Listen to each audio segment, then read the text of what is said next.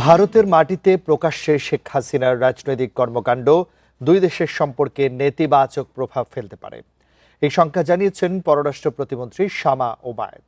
বিকেলে মন্ত্রণালয় ব্রিফিংয়ে কথা বলেন তিনি। জানান, এই ইস্যুতে দিল্লিকেই অবস্থান পরিষ্কার করতে হবে, তারা এই কার্যক্রমকে সমর্থন করে কিনা। গণ অভ্যুত্থানের মুখে 2024 সালের 5 আগস্ট বাংলাদেশ ছেড়ে ভারতে আশ্রয় নেন শেখ হাসিনা। দেশটির গণমাধ্যম জানিয়েছে, 2 বছর পর একই দিনে দিল্লিতে প্রথমবারের মতো প্রকাশ্যে ভার্চুয়াল প্ল্যাটফর্মে বক্তব্য দিবেন শেখ হাসিনা। দেশটির foreign correspondents club of south Asia এ সভার আয়োজন করতে যাচ্ছে। এ প্রসঙ্গে পররাষ্ট্র প্রতিমন্ত্রী বলেন, আওয়ামী লীগের কার্যক্রম নিষিদ্ধ। মানবতা বিরোধী অপরাধে শেখ হাসিনা সহ দলটির একাধিক নেতা দণ্ডিত।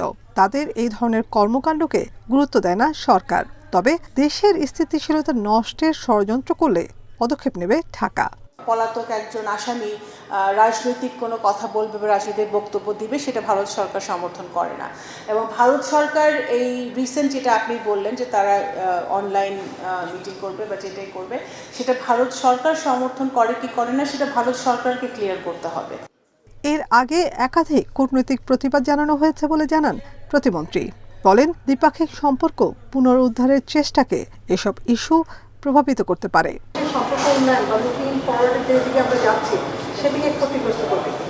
করতে পারে, কিন্তু সেটা তো আমরা চাচ্ছি না। আমি মনে করি যে বাংলাদেশের মানুষও চায় না, বাংলাদেশও চায় না যে মানে ভারতের সাথে আমাদের সম্পর্ক আরও নেতিবাচক হোক। আমরা চাই আরও উন্নত হোক এবং উন্নতর দিকেই যাচ্ছে। সুতরাং সেটা মাথায় রেখেই ভারত ভবিষ্যতে তাদের কার্যক্রম চালাবে। এক প্রশ্নের জবাবে শামা ওবায়েদ বলেন, ঢাকা বেজিং সম্পর্ক নিয়ে দিল্লির উদ্বিগ্ন হওয়ার কিছু নেই। বলেন, সৌদি নেতৃত্বাধীন জোটে বাংলাদেশ যুক্ত হওয়ার নীতিগত সিদ্ধান্ত নিয়েছে, এর পরিধি এখনো ঠিক হয়নি।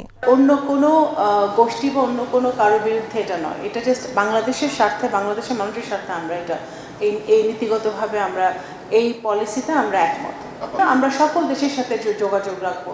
ভারত, চীন সবার সাথে আমাদের যোগাযোগ থাকবে, সম্পর্ক থাকবে, ব্যবসায়িক সম্পর্ক থাকবে, দ্বিপাক্ষিক সম্পর্ক থাকবে। প্রতিমন্ত্রী জানান, ইন্দো প্যাসিফিক কৌশলের প্রতিরক্ষা ও সমুদ্র নিরাপত্তার সহযোগিতার অংশ হিসেবে যুক্তরাষ্ট্রের 22 প্রতিনিধি বাংলাদেশে আসছেন। এটা কোনো আলোচনার বিষয় না। Nafiza Dubla, independent news, Dhaka.